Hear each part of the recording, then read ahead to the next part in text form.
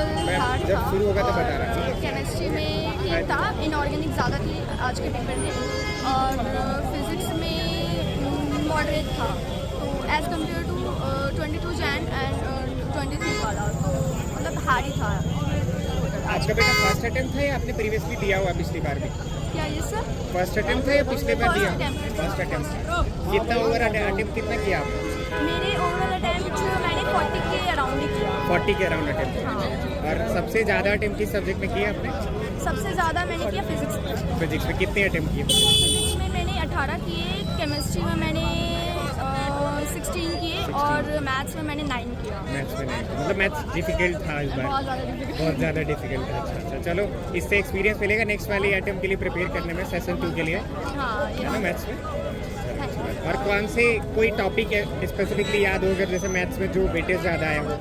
Maths में matrices and determinants के ज़्यादा आए थे। कॉनिक सेक्शन का बहुत ज़्यादा, कॉनिक सेक्शन का भी 2-3 क्वेश्चंस थे, और एपी का बहुत ज़्यादा था। मतलब ओवरऑल 11th क्लास का ज़्यादा 11th का वेटेज ज़्यादा हाँ। था। सेम दोनों अदर सब्जेक्ट्स में भी था या उनमें 11th का ही था सब में? हाँ, तीनों में? हाँ।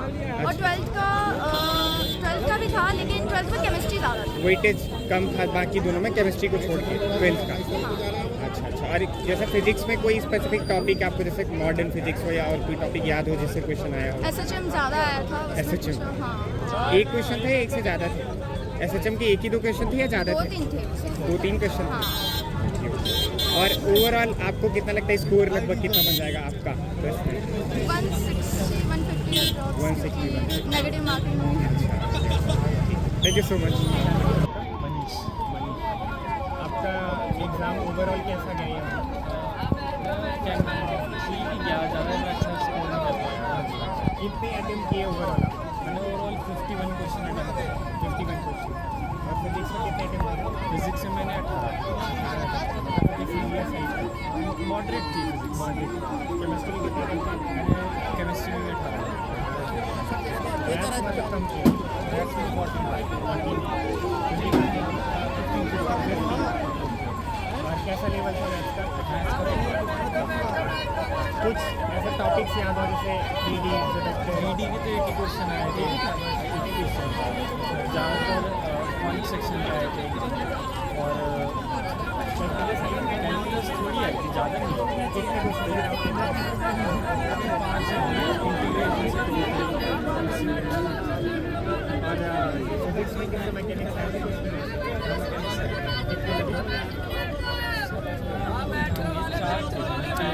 और इलेक्ट्रोमैग्नेटिज्म? हाँ 2 और केमिस्ट्री में ऑर्गेनिक ऑर्गेनिक कम थी, फिजिकल ज़्यादा लगा। ओवरऑल आपको कितना लगता है, कितना स्कोर लगभग एवरेज जाएगा सीधी का? मतलब साइड जाएगा या साइड? और कोई आप पर्टिकुलर इंस्टीट्यूट टारगेट कर रहे हो इस बार?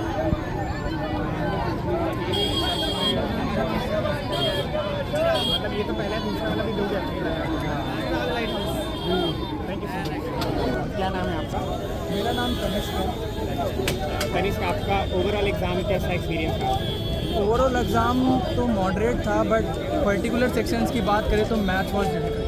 मैथ्स वॉज कितना ओवरऑल अटेम्प्ट कितना रहा होगा शायद? मेरा about 50 question I attempted. 50 question आपके। और फिजिक्स में कितने अटेम्प्ट किए? फिजिक्स में I almost attempted some about 17-18 question. Chemistry में? Chemistry like same 17-18। और मैथ्स में कम? मैथ्स में कम, because maths was difficult. Maths comparatively chemistry और फिजिक्स से डिफिकल्ट। मैथ्स ज़्यादा लेंदी वैसे आया था? लेंदी क्वेश्चन बहुत ज़्यादा थे। मैथ्स में क्वेश्चन सॉल्विंग बहुत ज़्यादा लेंदी थे। और कोई कौन सी यूनिट मैथ में ज़्यादा रिलेवेंट थी? 11th क्लास याद आई। 11th ज्योमेट्री या वैसे APGP? AP अरिथमेटिक प्रोग्रेशन, ये टॉपिक्स थोड़े ज़्यादा थे। और कॉनिक सेक्शन बच्चे बता रहे थे कि वो ज़्यादा आया था। कॉनिक सेक्शन मिले क्वेश्चन आपको? मतलब ना के बराबर थे हमारे सेट में, तो मतलब APGP के क्वेश्चन बहुत थे। बहुत अच्छा। और अच्छी कैलकुलस का? कैलकुलस का वेटेज ठीक ठाक था। ठीक ठाक, मतलब डिफिकल्ट लेवल ही गया है। मैथ्स में लास्ट मतलब पिछले 2 सेट्स जो अभी हुए हैं 23 और 22 को, तो उनमें भी मेरे को यही सुनने को मिला है कि मेरे फ्रेंड्स वगैरह से कि मैथ्स लेंदी था प्लस डिफिकल्ट था। सेम इस सीट भी यही। बिल्कुल। और फिजिक्स में कौन से सेक्शन आपको लगे, जैसे कि मॉडर्न बच्चे बोल रहे थे पिछले सेक्शन की मॉडर्न ज़्यादा ही है, इस सेक्शन मॉडर्न थी? मॉडर्न ज़्यादा तो नहीं थी, इक्वली मतलब डिस्ट्रीब्यूटेड था, प्रॉपर इक्वल। और 11th के मतलब कौन से टॉपिक डोमिनेटिंग थे? 11th का पैराबोला हुआ, वो क्या प्रोजेक्शन वाला, प्रोजेक्टाइल मोशन वाला, वो वाला टॉपिक मेरे को देखने को मिला। और भी बाकी 11th के ऑसिलेशन वगैरह से SHM सिंपल हार्मोनिक मोशन का एक क्वेश्चन था। उससे आ रहे हैं, उससे एक क्वेश्चन उसका था। वेव बाकी से मिला, वेव ऑप्टिक्स वेव ऑप्टिक से, हाँ वेव से था बिल्कुल, सिंगल स्लिप बिल्कुल। कल की बच्चों के सिर्फ रे ऑप्टिक्स था, वेव नहीं थी। आज रे का एक क्वेश्चन था मेरे को।